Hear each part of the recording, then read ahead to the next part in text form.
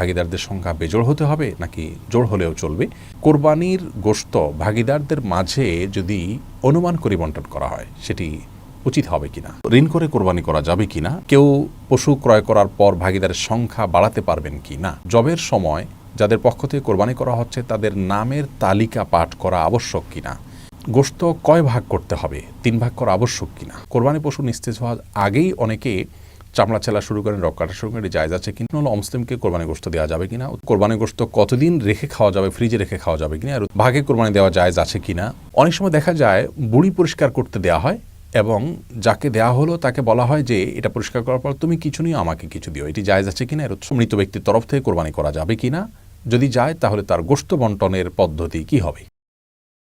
হলো অমুসলিমকে কোরবানি গোশত দেওয়া যাবে কিনা? উত্তর হলো অমুসলিমকে কোরবানি গোশত দেওয়া যাবে, কোনো নিষেধাজ্ঞা ব্যাপারে নাই। কোরবানি পশু নিস্তেজ হওয়ার আগেই অনেকে চামড়া ছেলা শুরু করেন, রক কাটা শুরু করেন, এটি জায়েজ আছে কিনা? এর উত্তর হলো এটি সম্পূর্ণ গুনাহের কথা। এমনকি জবের পরের সময় কসাইরা চাকু দিয়ে খোঁচাতে থাকেন, এর ফলে কোরবানির পশু স্বাভাবিক মৃত্যু না হয়ে অস্বাভাবিক মৃত্যু হতে পারে, যার ফলে পশু খাওয়া পর্যন্ত হারাম হয়ে যেতে পারে। এই জন্য চাকু দিয়ে জবের পরে খোঁচানো উচিত নয় এবং নিস্তেজ হওয়ার আগে চামড়া ছেলা কিংবা রড কাটা সম্পূর্ণভাবে নাজায়েজ কাজ। সহিহ মুসলিম হাদিসে আসছে পশুর প্রতি অমানবিক না হওয়া প্রয়োজন ছাড়া, সেজন্য এটি করা যাবে না।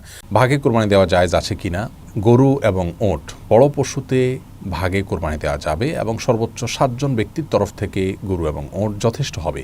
এটি সংখ্যাগরিষ্ঠ উলামায়ে কেরামের মত এবং এটি দলিলের দিক থেকে সমৃদ্ধ এবং বিশুদ্ধতর মত। কোরবানি গোশত কতদিন রেখে খাওয়া যাবে, ফ্রিজে রেখে খাওয়া যাবে কিনা? এর উত্তর হলো যে কোরবানি গোশত ফ্রিজে রেখে খাওয়া যাবে এবং কতদিন রেখে খাবেন এটি একান্তই আপনার ব্যাপার। এক্ষেত্রে শরীয়ত কোনো সীমানা নির্ধারণ করে দেয়নি যে এর মধ্যে কোরবানি গোশত খেয়ে শেষ করতে হবে। পশু ক্রয় করার পর ভাগিদারের সংখ্যা বাড়াতে পারবেন কি না? কোরবানির পশু কেনার পর কেউ যদি ভাগিদারের সংখ্যা বাড়াতে চান তাহলে সেটি তিনি করতে পারবেন। ধরুন 2 জন মিলে কোরবানি করবেন বলে পশু ক্রয় করেছেন, তৃতীয় আরেকজনকে তারা যুক্ত করলেন, এটি জায়েজ আছে। ঋণ করে কোরবানি করা যাবে কিনা? এর সরল উত্তর হলো ঋণ করে কোরবানি করা যাবে যদি আপনি পরবর্তী ঋণ পরিশোধের ব্যবস্থা থাকে, আপনি সেই জায়গা থেকেই ঋণ পরিশোধ করে দিবেন।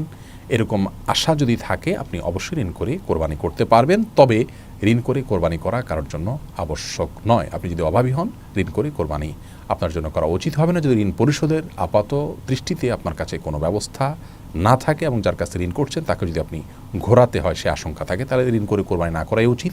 তবে যদি দেওয়ার ব্যবস্থা থাকে, জোরালো আশা থাকে, তাহলে আপনি ঋণ করে কোরবানি করতে পারবেন। কোরবানির গোশত ভাগিদারদের মাঝে যদি অনুমান করে বন্টন করা হয় সেটি উচিত হবে কিনা? এর উত্তর হলো না, এটি উচিত হবে না, বরং যথাসম্ভব পরিমাপ করে সমান হারে সবার মধ্যে বন্টন করা উচিত এবং কর্তব্য।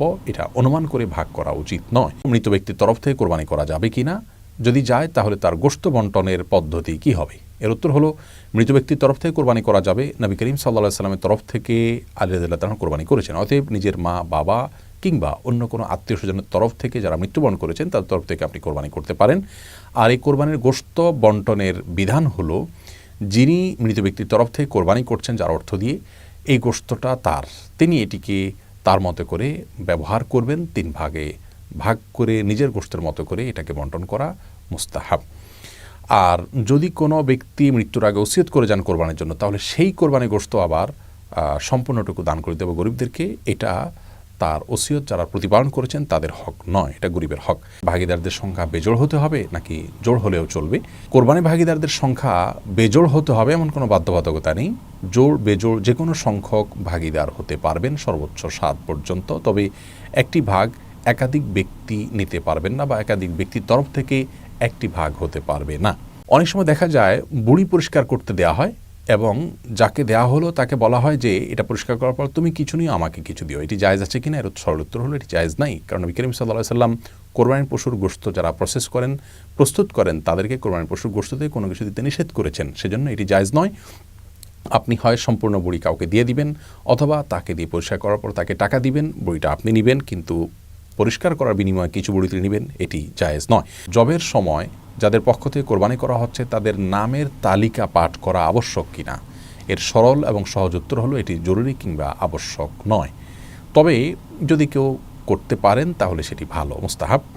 সহিহ মুসলিমের হাদিসে বর্ণিত হয়েছে রাসূল করিম সাল্লাল্লাহু আলাইহি সাল্লাম তার কোরবানি পশু জবাই করার সময় বলেছিলেন, বিসমিল্লাহ আল্লাহুম্মা তাকাব্বালহু মিন মুহাম্মদ ওয়া মিন আলি মুহাম্মদ ওয়া মিন উম্মতি মুহাম্মদ, যার অর্থ হলো আল্লাহ আমি আপনার নামে এটি জবাই করা শুরু করছি, আপনি এটাকে কবুল করুন মুহাম্মদের পক্ষ থেকে, তার পরিবারের তরফ থেকে, তার উম্মতের তরফ থেকে। এই জন্য কোরবানি যাদের পক্ষ থেকে করা হচ্ছে জবের আগে তাদের নামগুলো উল্লেখ করে, নাম পাশাপাশি বাবার নাম এভাবে যদি উল্লেখ করা হয় অমুকের সন্তান অমুক, এরকমভাবে সবার নাম উল্লেখ করে যদি বলা হয় আল্লাহ সবার তরফ থেকে আপনি কোরবানি কবুল করেন, এর উপরে ছুরি চালনা করা হয়, এটি মুস্তাহাব, এটি উত্তম, জরুরি বা আবশ্যক কোনো বিষয় নয়। গোশত কয় ভাগ করতে হবে, 3 ভাগ করা আবশ্যক কিনা? এর উত্তর হলো যার যার ভাগের গোশতকে তিনি 3 ভাগে বিভক্ত করে বন্টন করা বা ব্যবহার করা এটি মুস্তাহাব।